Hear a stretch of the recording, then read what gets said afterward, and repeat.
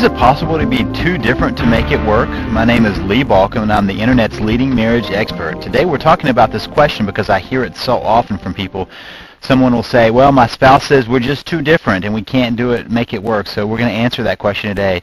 You see, this question is based on a wrong premise. The premise is that marriages work because a couple is very similar.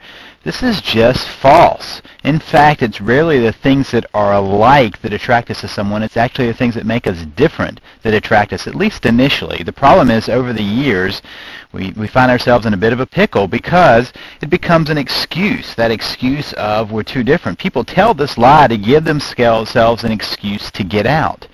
When someone says we're just too different, they're lying to themselves and they're lying to their spouse. However, there may be a kernel of truth behind this.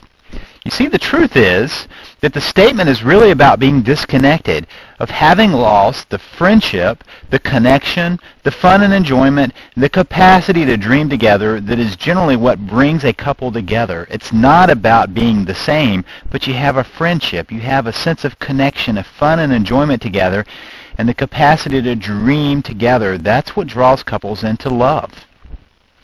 Now, the road back is very simple. You connect. You have fun together. You dream together. And you support each other in individual interests, but finding something in common.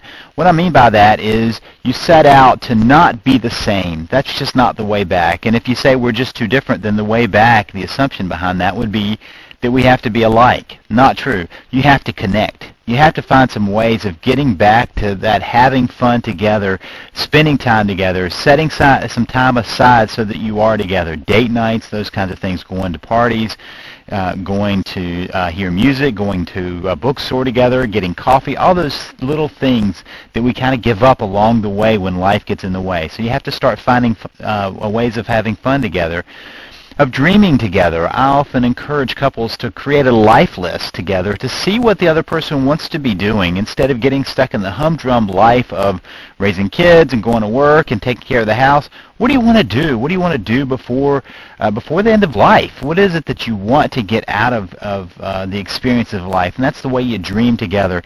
And the last one, supporting each other in individual interests. It's okay to be different, but you got to support each other so that you enjoy the differences. And sometimes it's helpful, though, to seek something that you have in common. If it's playing a sport together or taking trips together or something that draws you back into a sense of we are a unit.